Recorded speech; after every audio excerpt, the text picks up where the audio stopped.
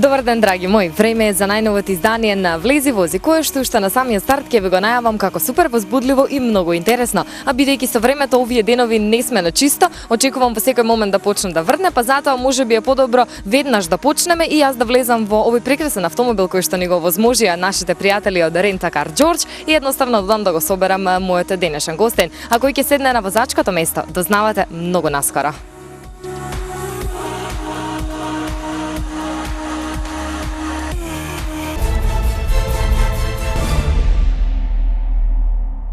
Мојот денешен гостин е најнаградуваниот музичар и текстописец во Македонија. Има кариера со децени, многу евергринови, многу хитови како за себе, така и за поголем дел од македонската музичка естрада. Препознатлив знак му е Макфест и мене ми е многу драго бидејќи веќе го имаме во нашето Влези вози и возиме со Ристо Самарџиев. Добар ден. Добар ден, голем поздрав за тебе, голем поздрав за сите ваши гледачи. Како се чувствувате? Денеска времева ни е малку сонце, малку дожд, проблем при временски услови за возење? Па добро, кога е пролет, онака човек и очекува такво да е времето, но секогаш кога е пролет, некако сетилата се буда, се разбудуваат, кога што се буди природата, така што мене ми одговара ова годишно време, иако сум ја летно дете, што се вика. Далеко било тоа, нели, кога сум бил дете, ама ја сакам пролет. Мене ми е многу интересно бидејќи од тука каде што стартуваме, од другата страна е вашата гимназија Орце Николов. Така некако се погоди, нели, овој наш договор за снимањево. Да, тука е гимназијата во која што истерав јас моето средно училиште и каде што ја започнав фактички мојата музичка кариера со онаа група Цилиндер на времето, со еден клас кој што во тоа време беше окарактеризиран како најмузичкиот клас во бивша Југославија, така да кажам, групата Цилиндер, која во она време освоивме, како ние гимназијалци, освоивме зајачната гитаријата. И баш на овој паркинг овде, баш на ова плато овде, сме правеле многу свирки. И оние музички почетоци од оваа гимназија Орце Николов беа навистина толку многу силни што ете таа музика од тоа време ден денес ме држи. Да бидам ден денес во музиката. Спомените ќе ги навратиме во овие 40 минути кои што ќе ги имаме во автомобилот, бидејќи спомнавме гимназиски денови, од тогаш сте во автомобил? Па од време на време го крадев, да. Без да ме вакво, без дома да ме забележат. Инаку многу досна онака положив за возачка дозвола, некаде имав 27-8 години кога земав дозвола. Од време на време, онака што се вели на црно, се провозува, што не препорачувам на младите возачи, нека сето она си го завршат како што треба и кога што треба, на време. Јас некако сето тоа го одложив, затоа што мојата сопруга тогашна и сегашна, кога ја зема веќе имаше дозвола и некако бев прилично комотен од тој аспект, но подосна веќе имаше потреба и се загнав да положим и тоа се случи некаде на 27-8 години, многу подоцна. Ние денеска ќе ве провериме и ќе потврдиме дека сте одличен возач и мислам дека е време да стартуваме. Па белки не стартуваме сега во однос на тоа, она паркинг напред назад со рачна кочница под поаѓање и сето тоа.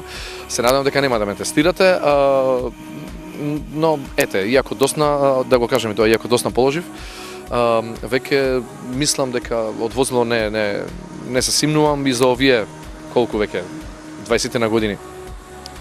Зад управувачот сигурно имам поминато повеќе од 1.000.000 километри. Нашиот мобет веќе стартуваше, многу продолжуваме во овој прекрасен автомобил, а вие, драги мои, останувате заедно со мене и со Ристо Самарџиев во најновото издание на Влези вози.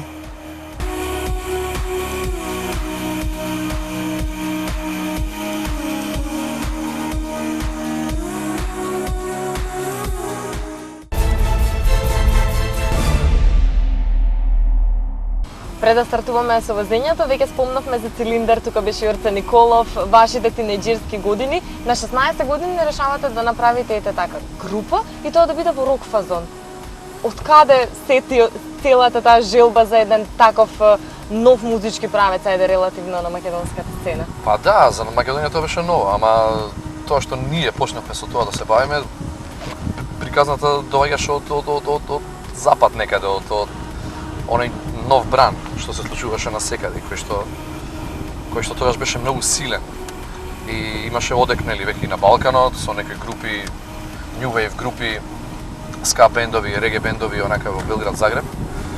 Во Македонија се уште тоа не беше Видено. Некако чуено, ниту видено, да. Македонија отсекогаш важеше за некоја рок оаза, особено джез рок оаза. Значи, не само поради Лепи сол, поради Излез и поради Триангл, Ден за ден, Ден потоа и сето тоа, не само поради тие групи кои што негуваат, туку едноставно сите и оние млади кои што излегуваат групи, гитаристи, музичари, едно и друго, некако во тие рок фаци, тогаш скопски, македонски, гледа своји идоли и некако тој им беше музичкиот израз. На тој начин, ете и они да фатат, ете и тие младите. Ние бевме некако заплискани од тој бран, ептен бевме млади, 16 години, мите, Тапанарот тогаш имаше само 12, ако не се лажам. И бевме, баш поради тоа, влеговме со тој New Wave и многу искрено го доживувавме сето тоа. Многу искрено, затоа што тоа беше дел од нашата генерација. Мислам, ние тоа го живеевме, ние тоа го слушавме, ние со таа музика правевме журки, со таа музика се будевме, со таа музика легнувавме. И затоа она што го работевме, она што го свиревме, што го создававме, беше многу искрено. Бидејќи стартувате на вистина младите со тој нов правец, дали може би имавте некои од идолите кои што се огледувавте на нив, ти си рековте, да, сакаме да бидеме таа група, меѓутоа да речеме по Македонија? Па, од запад некој премногу сериозен, мислам, наш гуру, да кажеме, музички во тоа време беше Боб Марли, ама он беше премногу сериозен за ние, скроз наскоз да целата таа негова филозофија, цела негова музика да ја на тие години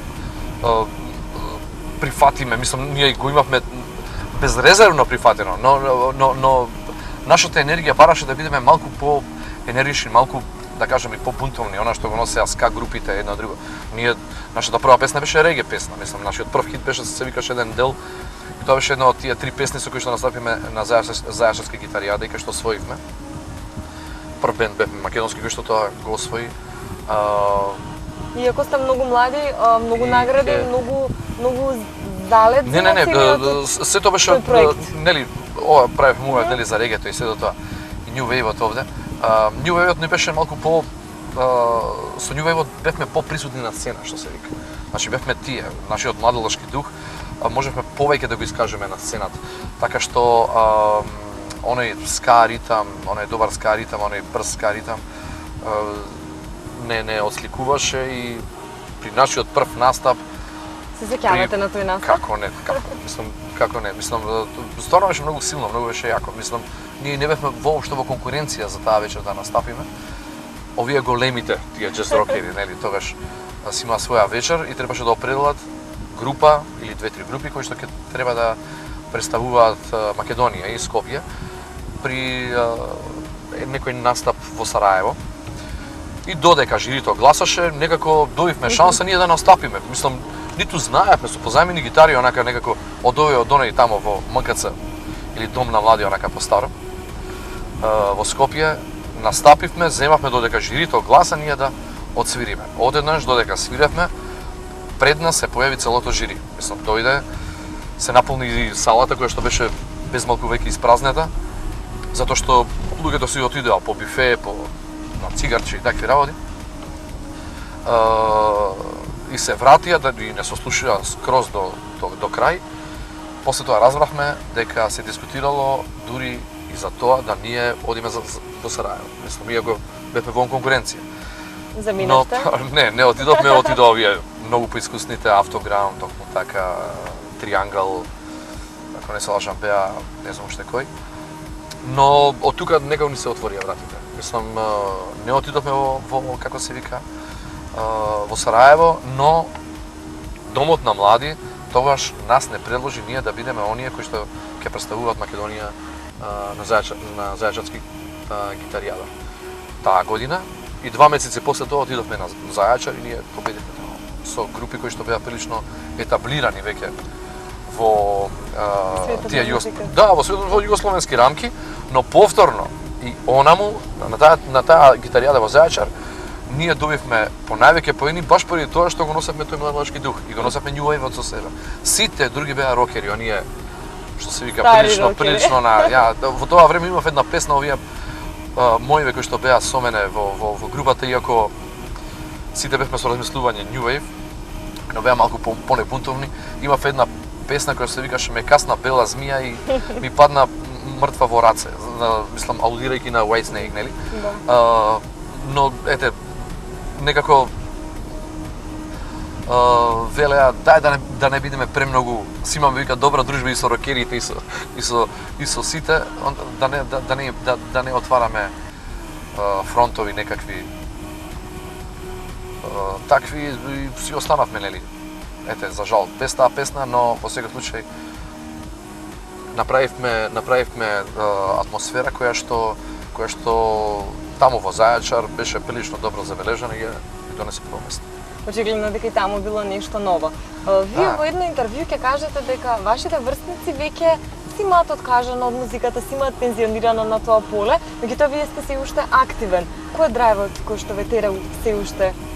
Па ете ќе кажам, мислам дека во добар дел она време, мислам 30 години сум со музиката. Мислам баја ги работи онака сум поминал. Многу хитови, многу евергрини, хитови, настапи. фестивали, настапи, дружби, настапи надвор, настап во Опера Хаус во Сиднеј, покрај сите други настапи кај наши иселиници насекаде, настапи на фестивали во Русија, во Португалија и се до тоа.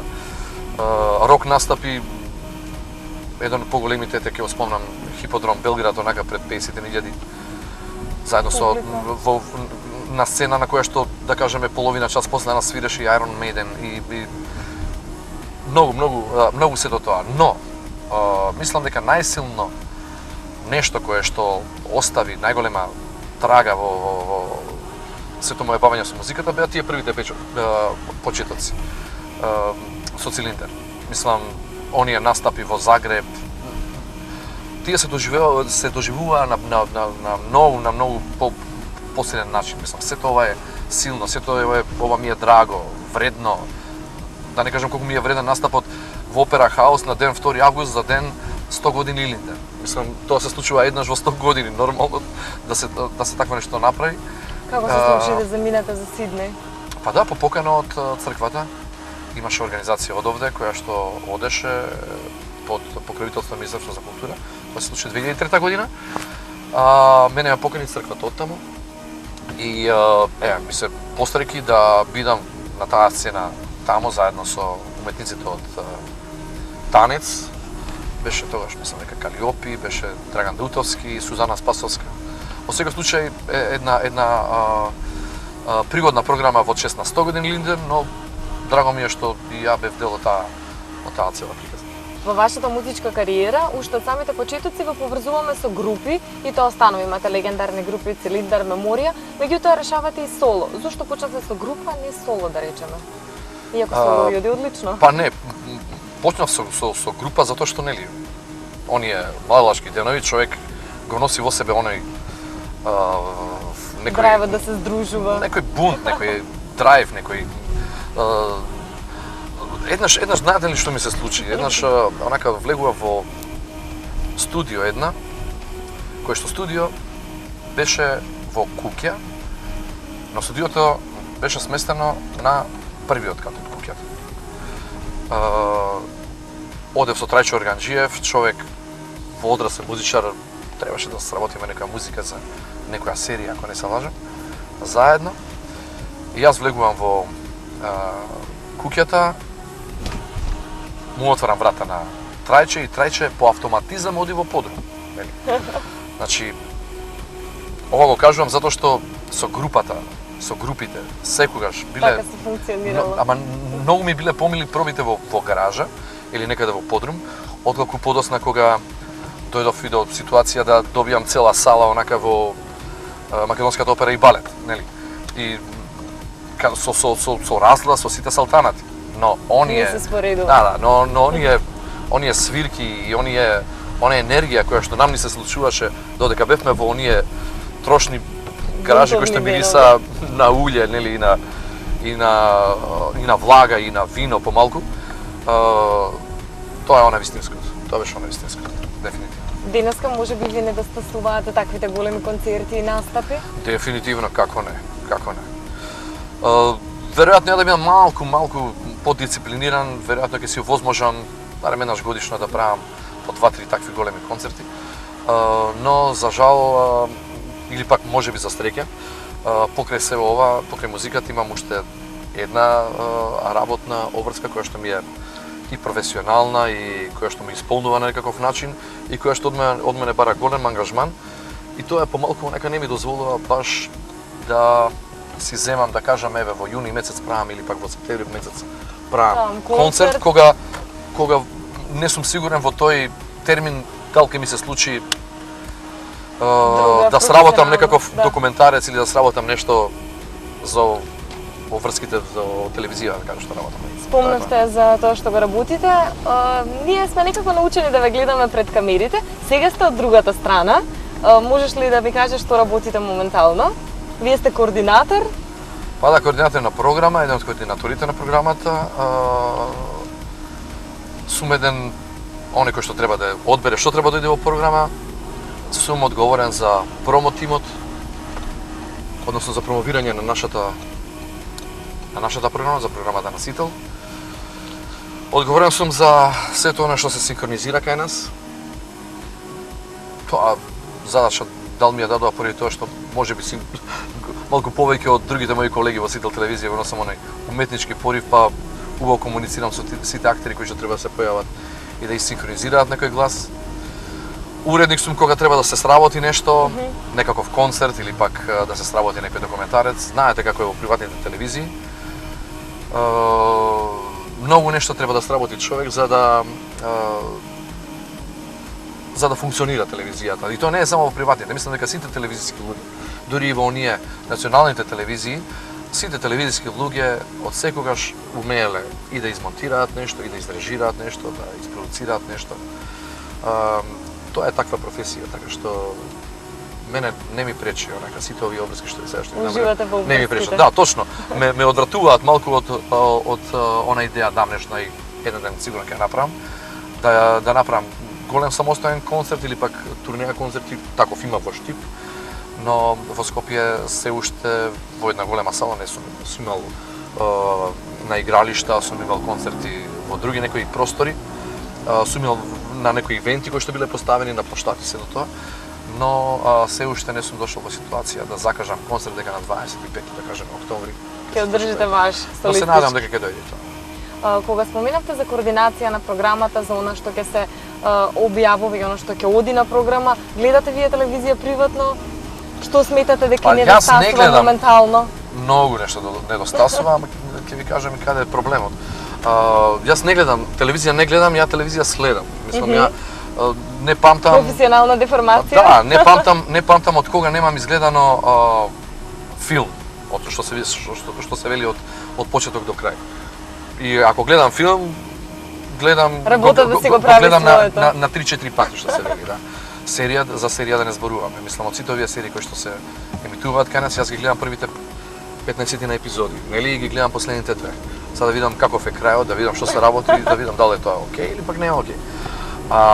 Инаку многу нешто недостасува на телевизиите. За жал, сето она што недостасува е ставено некако настрана. Причина за тоа е начинот на кој што се мери гледаноста на телевизиите од пред неколку години, значи од пред 5-6-7 години кај нас се воведе мерење на гледаност, нели, преку оние people метри, и тоа се справите кои што фактички го изменија изгледот на телевизиите. И она ја изменија програмата на која што бевме некако сите навикнати да ја гледаме. Ние бевме навикнати да гледаме и добра детска програма, бевме навикнати да гледаме и добар документарец, добар игран филм и сето тоа. Но јас ги разбирам и газите на телевизиите кои што си бараат да има што поголем број гледачи, затоа што поголемиот број гледачи носи поголеми средства, нели, поголем профит. И тоа е така насекаде во светот, тоа е така и во Македонија. Потиснати се емисиите за култура, потиснати се емисиите, забавните емисии, Може би документарците. Документарците секако. И кога нешто такво веќе се случува, кога нешто такво се случува во една Хрватска и кога нешто такво се случува дури и на хрватската телевизија, не за приватните. Значи од кога влегуваат тамо приватните телевизии како Нова и како РТЛ, ХРТ без малку ја тргна, како се вика, детската програма. Значи детската програма сега оди само на ХРТ 2. Ја има точно присутна е, но не е на ХРТ 1 која што е конкуренција вистинска на овие другите приватни медии. Добро што ги споменавте детските емисии, бидејќи во Македонија недостасуваат истите, а ние сите ја памтиме Дајте музика, најавната шпица која што вие ја сработивте, таа прекрасна песна, бевте дел и од тоа време. За тоа што јас ја работев таа песна, виновен е Макфест. Некако сегде се провлекува Макфест. Да, сериозно, на некој начин е виновен Макфест. Сега ќе ви кажам зошто. Мојот прв солистички настап беше на Макфест. Значи, после Цилиндар ја имав уште една прилично... Чили вили доаѓаат. Така е, за тоа сакам да кажам, да. После Цилиндар имав уште една прилично добра и етаблирана група Хаос in Laos, се викаше, која што имаше многу бројни хитови, имавме настапи во Загреб, на Југословенски рок момент, заедно со Лајбак, едно со друго, бевме неколку пати предрупа на концертите на Биело дугме и сум прилично сериозна група. И во моментите, овде во оваа зграда работи Тапанарод на групата Хаос in Laos, да, Жарко, иначе јас сум кум, мислам не пота, мислам сосема случајно поминавме од овде, сега ми текна, ама еве баш во овој момент зборуваме за Хаос in Laos. Подоцна Жаре беше Тапанари во групата Мизар. И во она време кога веќе се чувствуваше дека групата се распаѓа, дека ќе прекине со работа, мене ми се јави од Макфест, ми се јави Тоше Попсимонов, тогаш беше Славе Димитров, уметнички директор. И Слави и Тоше велат, вика, исто има една реге песна за Макфест, викам, јас сега рокер, викам на фестивал, викам никако, ама вика да ја чуеш. Повторно влијанието на Боб Марли тука некако се провлекува. Да, дефинитивно. Викам, не сум за фестивали јас, но кој ја слушнав Чили Вили, која што беше нетипична, мислам не беше ни реге. Од прво слушање ви се допадна? Дефинитивно, да, од прво. Дефинитивно од прво. Знаевте дека ќе биде хит, дека ќе ве препознаваат, ќе биде... Ама воопшто тогаш не размислував за хитови. Мислам воопшто. Само за музика. Апсолутно, да. Мене беше интересна таа песна затоа што беше атипична фестивалска песна. Таа мислам веројатно беше првата таква песна на фестивал. Тоа е прво и веројатно беше првата фестивалска песна која што се пушташе по дискотеки. Мислам македонска фестивалска песна. Што е невообичаено за тоа, меѓутоа и за денеска. Македонски песни се пушта, она неправда, едно друго, но фестивалски не. Мислам ниту на првиот, ова се случува на вториот Макфест. И јас кога се појавив онаму на сцената со таа енергија една рокерска која се растрчав, нели? Со мене ми предложи од Тоше Попсимонов, тоа го предложи веројатно. Ми предложи да излезам со дечиња, нели? Да. И некако од тогаш ме перцепираат како пејач кој што прави музика за деца. Мислам, токму тој момент и се уште ми стои тој надимак Чили Вили. Токму тој момент некако ги упати луѓето од македонската телевизија да побараат од мене неколку песни за Дајте музика. Јас ги направив тие песни, имав некои покрај таа Дајте музика, имав некои 4-5 претходно побараа. Ги направив, што направив текстови, што ми дадоа текстови, што од Стојан Тарапуза, што од Киро Донев, од кого друг имав, се не можам баш да се сетам. Ненад Джамбазов, да, така беше. Имав направено музики, ги создадов сите тие песни, кои што подоцна одеа во серијалот. И пред да... Песни по кои што ги препознававме, Дајте музики, детските серијали? Мислам дека да, имаше тука неколку такви за песна за Луѓеницата, имаше за жабешки рок н рол, имаше неколку песни интересни. Вие се појавувавте во Дајте музика? Да, така беше. Тоа беше првото ваше актерско искуство на некој начин? На некаков начин, да. На некаков начин, да. Токму тие песни им дадоа некако повод на луѓето од МТВ да ми ја дадат и најавната шпица, што за мене беше како млад некој автор едно друго прилично... Привилегија. Да, прилично голема привилегија и обврска, се создаде таа дајте музика и стана вистински хит. И така некако, од тогаш децата ме пратат, ми следат и понатамо. Па тоа Добро, понатаму... што ги споменувате децата, извинете што ќе ве прекинам, тука Не ме прекинувате, детски балетски представи. Да, имаме и тоа направено. Полесно е да се работи со деца или можеби да се прават хитови за пејачи, за луѓе кои што сакаат да почнуваат кариера? Задоволството е секако големо. Во секој Можеби случај енергијата е подруга. Па што е, мислам, човек кога човек прави песна за млад пејач, некој така, да кажеме 18, 17 години, 19, значи тој очекува со новата со првата песна да стане звезда, звезда. Мислам, тука е проблемот, поголем проблемот со нив. Секогаш е тешко онака да тие луѓе ги убедам, да им покажам, да им докажам, да им кажам дека она што сега треба да го направиме не мора да значи, особено сега во ново време, никако не може да значи дека тој ќе стане пејач голем и дека ќе стане голема звезда. Значи без разлика дека не знам каков хит да се направи. Значи музиката си бара континуитет.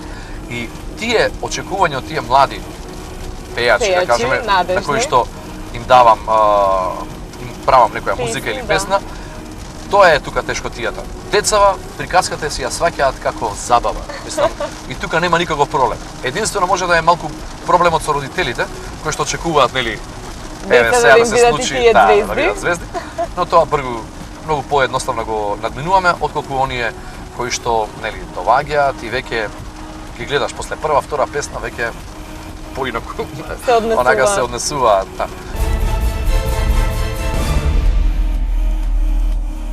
Треба да се грижите за вашиот автомобил и секогаш грижата за истиот да ја препуштите на професионалци. Кога мислам на професионалци, мислам на автосервис Бушар, кои што ви нудат буквално се за вашиот автомобил, се што можете да замислите, а доколку сакате акумулатор со одлична стартност за вашиот автомобил, тогаш немојте да мислите два пати. Обратете се исто така кај нашите добри пријатели Табмак.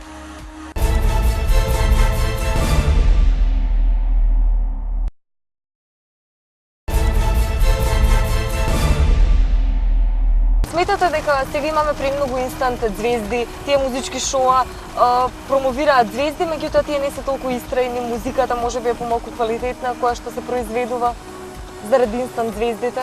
И можеби заради тоа младите луѓе сакаат веднаш да се звезди? Па не би рекол дека музиката е понеквалитетна. Едноставно многу се произведува. Едноставно многу се произведува, а од она се што се произведува некако не може човек да го најде она што е најдоброто. Причина за тоа е сето она кога има хиперпродукција, нормално е да сето тоа и малку наликува едно на друго. Значи сето она што е посебно, ќе си добие димензија, ќе си добие некоја своја патека. Еве, заврна сега. Ја искрено, мислам, имало и други претходно добри композиции, но врне на Сара Мейс пред година или пред две, колку беше една од попосебните. Мислам, таа беше посебна песна. Посебна песна, дефинитивно. И во однос на целата конструкција што беше, и во однос на Сара кој што се појави. Значи, нејзината специфичност. Апсолутно. Сега, мислам, Сара ми е една од омилените пејачки, супер и секојаш онака си имаме убав муабет со нејза. Зошто не направите некој дует? Некако само со Владко Илиевски ми е приказната со дуетите. Не, би рекол, па со него имаме дружбата и ние онака многу често онака се седиме. Било интересно со Сара Мейс да се споите, да речеме за Макфест или за некој друг фестивал. Не сте размислувале? Па, она е многу специфична и не знам дали ќе го прифати. За мене би било навистина онака, ја многу сакам онака особено со така млада, убава и талентирана девојка да настапам, зошто не? Така што ќе видам, можеби ќе се роди нешто за воидина. Но она е посебна, ете. Таа песна врне остана. Сега да не правиме муабет, имало и други хитчиња, нели имаше, нели, Мандарина, едно друго, Владко Лозано и сето тоа и Илиевски и Тарабунов и сето тоа. Сето тоа е окей. Ама ова е посебна, носеше една поинаква. Тоа е она што е потребно. Значи, кога ќе се најде нешто посебно, значи тоа ќе Ќе си го најде и простор. луѓето го Ќе си го најде забележуваат. простор, тоа е тоа. Добро е што споменавте за Макфест и за последните песни, бидејќи таму кај што сите ја знаеме стана своевиден евергрин на тоа и на новото време и обично големите хитови имаат и интересни приказни. Постои ли некоја приказна околу оваа песна? Пака и таму кај што си беше прилично интересно, мислам, таму кај што си оваа Чили Вили ја испеав кога излегов од Хаос и Лаос. А таму кај што си ја испеав кога завршив со меморија. И ја напишав тогаш. Кога ја завршивме таа приказна со меморија, си реков ај сега ќе веќе имав 2-3 настапи на Макфест, веќе ми беше близок и фестивалот ми беше близок Штип. Ми беа седенките по кафанчињата, блиски, имав пријатели многу, дружбата со луѓето, сега тоа. И си реков се враќам сега на Макфест. И сосема спонтано дојде таа песна таму кај што си. За која што морам да кажам дека во прв момент бев помалку и Скептичен можеби? не. Туку се велев силно беше ова со меморија, како ќе ме разберат сега луѓето, дал да одам сам, дал да не одам сам. Како се одлучивте Па му ја дека понудив на Џокси, заедно да испееме таа песна. Затоа што е песната за Егесио дел, он потекнува од таму, исто, како што и јас. ве одби? Не ме одби. Он рече, слушај, може, ама сам да ја пеам. Да ме кон сам да ја пеам. А во тој случај не. Да, ама Тогаш мислам добра мислам дека се одлука сте шегуваше. направиле. Не, мислам дека се шегуваше така. Мислам дека се шегуваше, си имаше можеби некои други планови. И рече, Аристаки, вика, може, ја ќе ти ја платам песната, ама сам да ја пеам. Викам, па не сум ваljda толку лош пејач, знај. Па викам, да бегаш од мене. И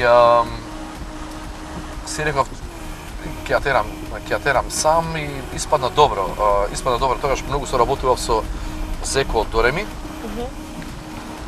Студиото, со него во договор, он ми кажа дека оваа песна треба да продуцира и да ја аранжира Коко Димушевски. Мислам, Коко со кој што претходно имам на неколку пати соработувано, да. И со кој што се дружевме прилично добро. И ден денес се дружиме и он седна, ја направи и кога слушнав се реков тоа е тоа. А првиот пат кога ја презентирав, што не смееше, нели, песна кога ќе искочи, не смее да се презентира, но тоа го правев во една кафана со друштво, 2-3 друштва. За блиски луѓе. За блиски луѓе, така што сега и може да кажам после толку време дека така беше Песната имаше презентирана. предпремиера. Да, предпремиера. Она што се случи во кафаната со таа песна, веќе не ме интересираше дали ќе освојам прво или второ место. Сериозно, тоа беше веќе беше јасно како реагираа луѓето на таа песна, дека таа песна ќе биде хит. И така испадна. И излезе дека е голем евергрин години подоцна. Така испадна, да. Се уште се пее, дури има и млади звезди кои што ја пеат по оние талент шоуа, песна која што Дефинитивно, останува. да. Беше многу искрена, онака навидум едноставна, Меѓутоа многу специфична. ама многу специфична. И јас таа песна беше направена ете за мојот крај тамо Егескиот, но без разлика тоа не го потенцирав никаде. Од после кој сака нека си ја свати како што сака. Да. Таа песна пред се, Песната. таа песна е пред се љубовна и е добра песна тоа. Песната си го направи своето, че им остане, че има голем евергрин. Добро е тоа што го споменавте меморија и тој период од вашата музичка кариера, бидејќи Овам под звездите е првиот албум кој што тогаш го објавува, кој што оди преку македонска телевизија Скопје на времето. Што значеше тогаш ете да имате албум па и прв во Македонија? Само вака, меморија има 5 албуми. Да, вкупно 5. Јас сум со меморија само на 5-тиот албум. Значи на 5-тиот албум, значи во првиот албум пее Оце. И првите 4 албуми и он е фактички он е пејачот на меморија. Мислам, јас го испеав на 5-тиот и последен албум. Голем е Значи, теретот после такви музичари да дојдете во група и Па вака притисокот. вака да ви кажам, значи мене ми недостасуваше. Нели јас станав како се вика фестивалски човек, нели. Ја испеав таа Чили Вили, па после имав еден настап со Питер Џон Босе пеевме Паричка, па имав една песна Бразил Того. Веќе ме повлече некако фестивалот, пишував текстови, го напишав текстот за Мики Џафер, Сонце за три света, нели. Значи прилично Веќе влеговте во тој бубан. Да, фестивалот, Макфестот ме прилече, но сепак ми недостасуваше оно што беше. Рокерското ми недостасуваше и кога стигна поканата од меморија, мислам ја си реков јас се враќам рок музиката и така испадна. И со Меморија имавме 2 години навистина добри, со некои 20 на концерти низ цела Македонија, концерт во Универзална сала одличен.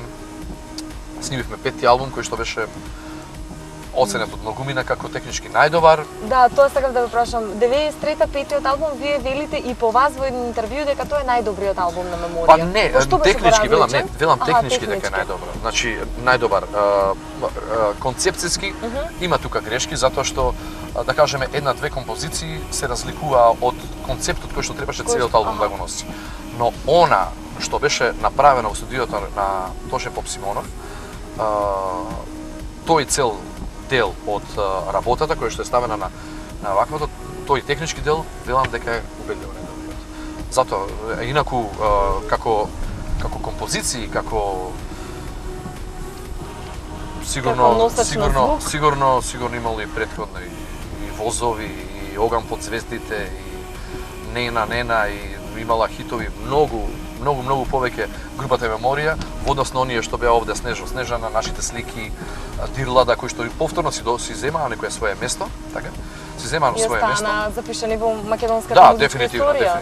Супер време, мислам и многу ми дојде онака, оние 2 години бев онака буквално се вратив на свој на своето. Да, баш така. Добро е тоа што зборуваме за групите и за носачите на звук како албуми. Денеска можеби не размислувате вие да издадете некој албум кој што ќе ги носи најдобрите, најголемите ваши хитови, некако како да се изгуби тој носач на звук со новата технологија? Да, со новата технологија тоа е веќе некако надминато, што се вели да, размислувам за такво нешто, но тоа повторно ќе биде во некоја електронска форма.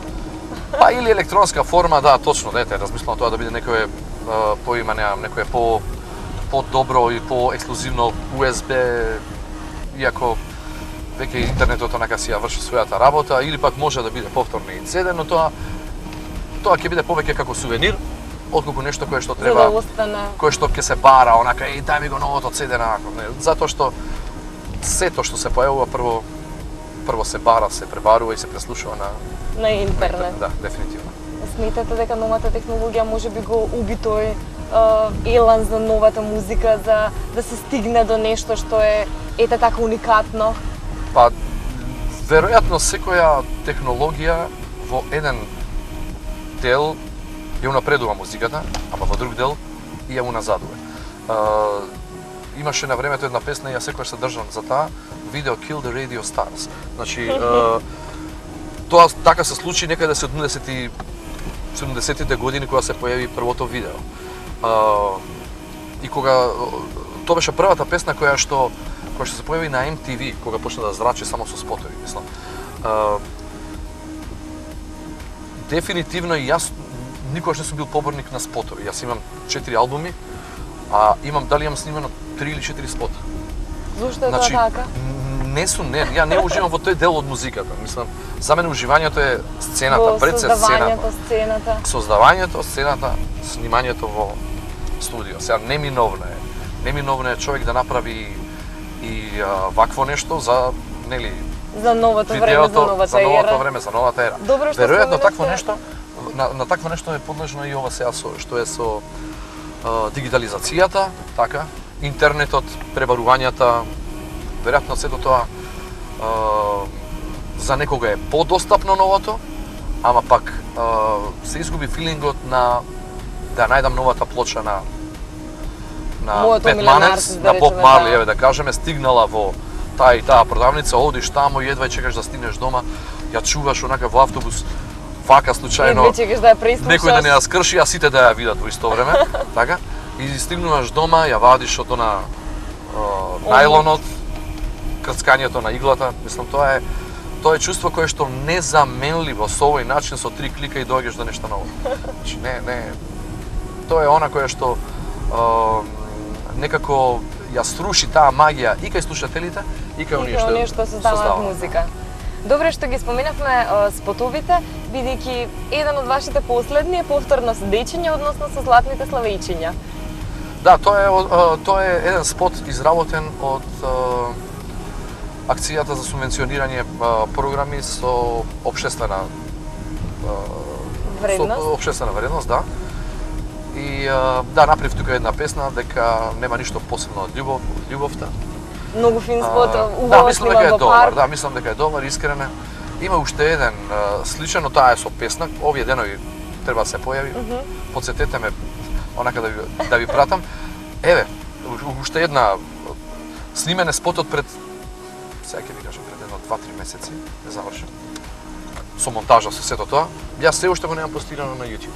Значи, а сум многу среќен што ја реализирав таа песна затоа што таа песна кажува за моето детство. Мислам за една мала приказна од моето. Од вашето детство. За еден мал дел од моето детство. Така и почнува спотот, нели?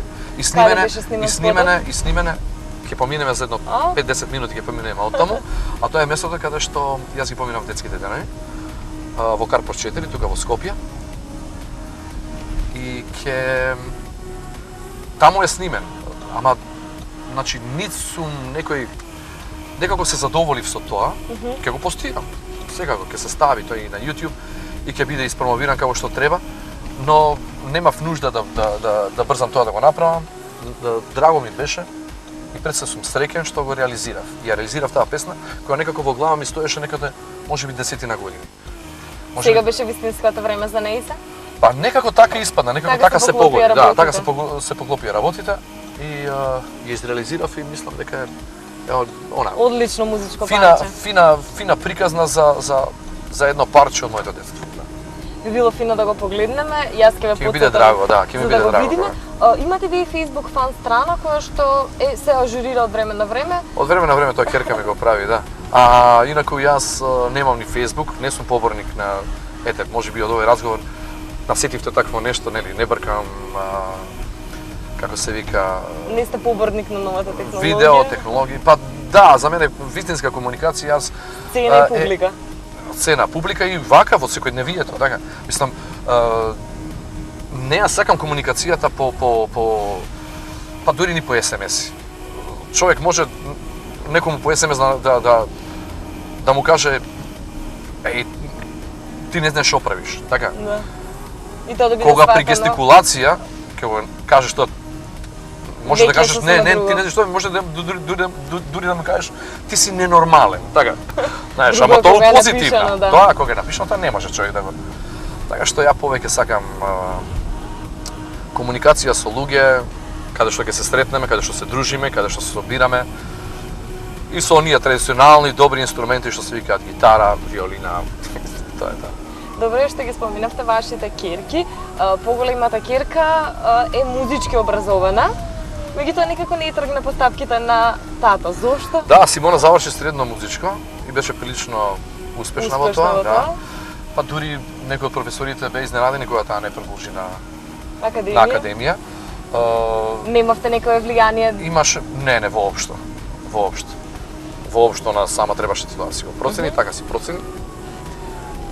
Заврши психологија, социологија, кај да е за месец-два очекуваме и да магистрира за човечки ресурси.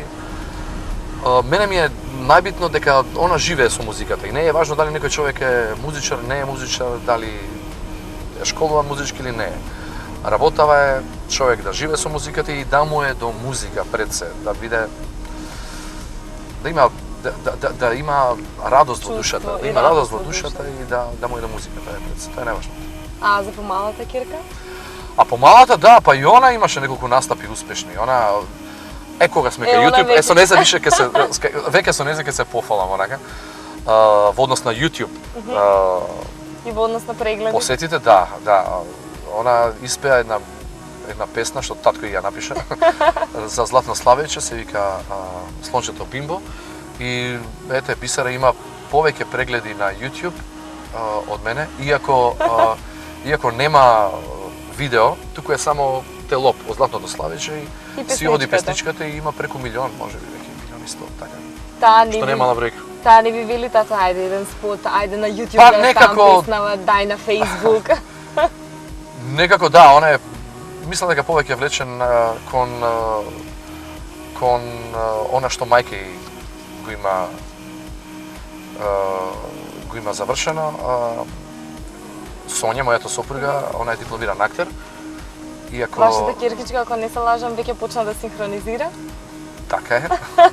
Добро сум информирана. Така е. Да, и малку ја влече таа страна, малку повеќе ја влече. Актерството? Актерството повеќе ја влече. Иако музикална е, многу е музикална. Може би Кој ќе знае, видиме некој понатаму. нов мюзикл, бидејќи сега тие Може би, стануваат да може бидат би. доста актуелни во Македонија. И драго ми е што е тоа така, да. Драго ми е што е тоа така. Мюзиклите се опера на новото време. Да, така некако. Дефинитивно. Мюзиклите се опера на новото и можеби затоа, можеби ја го имам тоа чувство, затоа можеби преди тоа што за мене еден од најдобрите филмови кои што ги сакам и ги гледам. И сакам кога е филм или скрос уметнички, така? Да. Или да е ептен лефтерен кој што ќе предизвика кај мене убави чувства. За мене еден од најдобрите филмови на време на сите времиња за мене е Брилјантин, што всушност представува мюзикл. Еве и сега кај нас нели е во Белград беше поставено, односно гостуваше кај нас, не, гостуваше Мама Мија. Мама Мија гостуваше. Не, и Чикаго, ама да, мислам дека во Белград го поставуваат Чикаго Брилјантин. ние го поставивме како така е, да, македонско опера балет. Мама Мија знам дека Мама Мија гостуваше, да, така е, но во Белград мислам дека го поставуваат сега и Брилјантин. Тоа би било одлично. А ова е местото каде што јас имам израснал, да ова е Карпос 4. Тоа е зградата каде што се уште вашето живеат мало. моите. Да. Оде сме терале прилично многу седенки онака со гитара и Може би некоја свирка? и свирки сме терале, да. И ми направија чест минатото лето овде од општина Карпош ме повика. Бидејќи бевте дел од нивните денови, како беше тоа? Кратовско културно лето, да. Ме поканија да направам, имав тука самостоен концерт. Ме праша дал како место ми понудија да бидем тоа да се случи некаде кај Лептокарија, затоа што има повеќе фреквенција. Па таму и се одржуваат. Да, обично таму се, ама јас ги културните замолив и им реков дека ќе ми направат голем кеф ако ми дозволат концертот да го направам во моето основно училиште Петар Попарцов сега, инаку Иван Гораковачич на времето. И тоа им се допадна ептен, беше преполно таму на игралиштето, луѓе онака по балконите заседнати, мои пријатели пред мене, мои вистинско уживање. соседи, мои соседи онака тука во публиката и беше навистина се чувствував многу добро. Бидејќи зборуваме за музика, зборуваме за кариера, некако сега сме во икот на Евровизија. Вие се обидовте еднаш на Евровизија, меѓутоа некако како да не ви е доволен предизвик тој фестивал од сите фестивали кои што ги имаме. Па не На Скопски настапиште?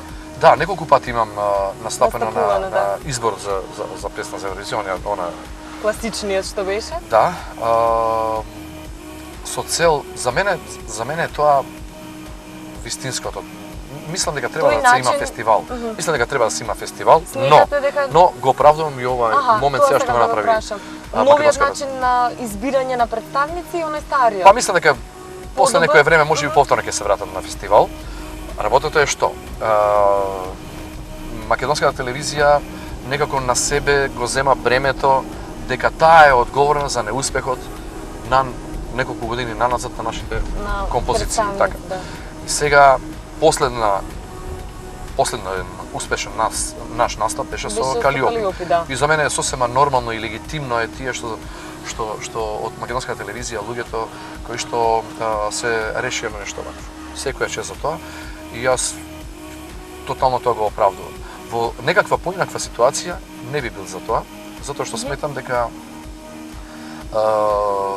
ние сме мала земја, музиката ни е наприлично ниски гранки и тогаш предизвикот предизвикот Евровизија би требало да биде како се вика каписла повеќе за да се создават добри песни. Да. Може би една година, не, може би после 2 години ќе се појават гостувавте, неколку. Се појавивте тоест во 2014 со Владко Илиевски. Да, така беше, да. Мислам, тоа беше Север Југ, многу одлична песна која што малку подоцна ќе кажам за таа песна, тоа беше песна која што требаше да иде на Макфест. Искрено. Добро. Да, тоа беше А песна како која се што требаше. одлучивте дека ќе оди на Скопски, Не, па можеби? затоа што тоа беше избрана на Макфест. Аха. Тоа беше пред некаде 2-3 години како беше избрана на Макфест, но раководството тогашно на Макфест ценеше дека иако жителите имаш избрано, ценеше дека треба да ја тргне. Тоа е едно раководство кое што сметам дека не му беше место таму. Дефинитивно, тоа беа луѓе кои што никош не направиле ниту една нота за Макфест, ниту една песна, ниту ништо, но се најдоа некако по некоја случајност, без разлика. И јас 2 години не прекав песна, од кога тоа се ваква, 2 години не прекав песни на Макфест. А требаше да ја пеат, имаше на X Factor една група, сега не може да се сетам како се вика, 5 момци беа, меѓу нив имаше еден штипјенец. Мислам дека тие беа од групата на Кристина Ковач.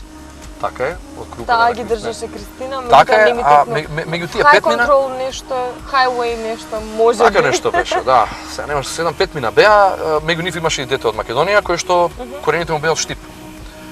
Беше еден од Одлична Сараево публика. и тие требаше да испеат таа Да песна. испеат да. оваа И песна. така беше понудена на Макфест, проче.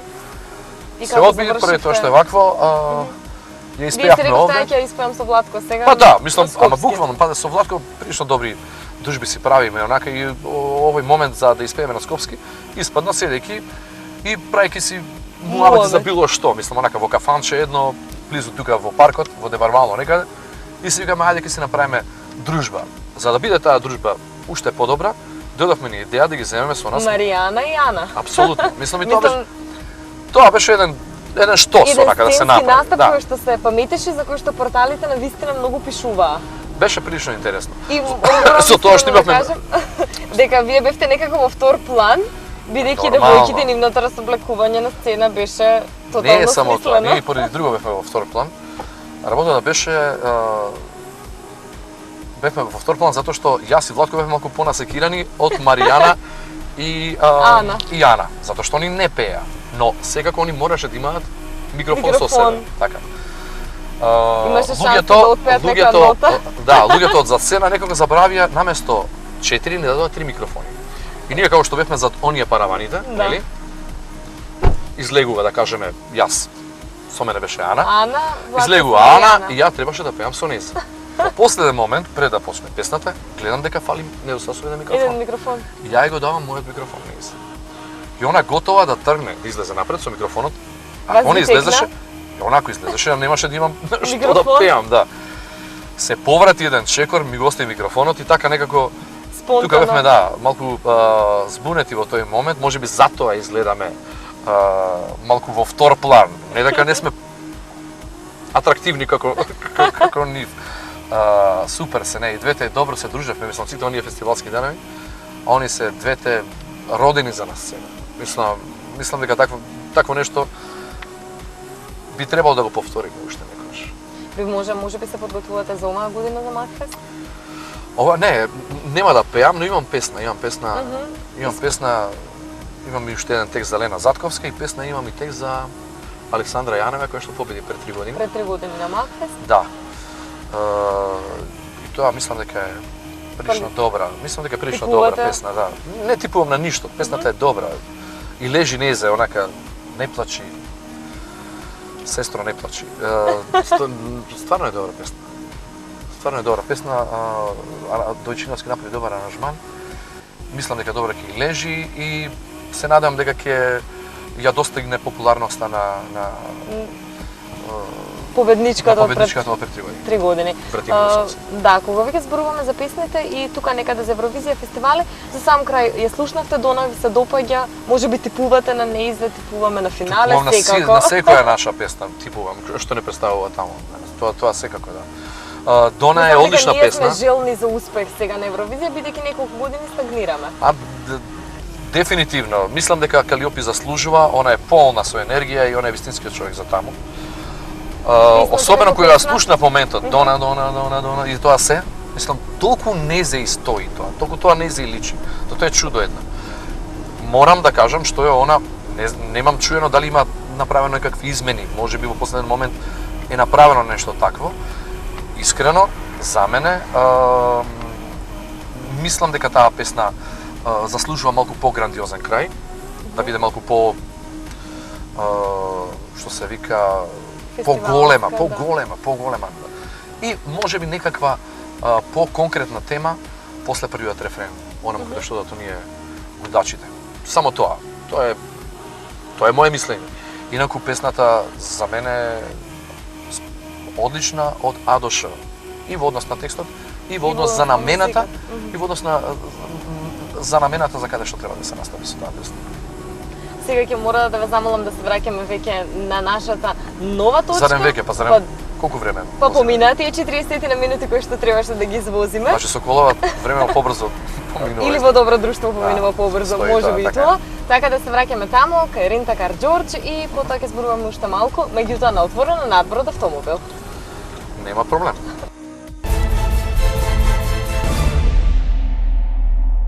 По 40 на минути возење се вративме кај Рентакар Џорџ. Како поминавме низ Скопските улици од ваше гледиште? Па одлично поминавме, некако ги избегнавме можните, нели, застои овде низ улициве, а инаку со оваков совозач можевме да тераме и до Загреб. Јас мислам дека мене ми летна Муабет, со овакви муабет. 40 минути мене ми летна како секунда и потврдувам тоа што го кажав на почетокот дека сте одличен возач без разлика што малку подоцна сте земале возачка. Па, кажувам, без разлика што подоцна имам земено, искуството ми е големо во километража. Навистина имам многу патувам, многу имам извозено и низ Европа и натаму со возило, така што бајаги.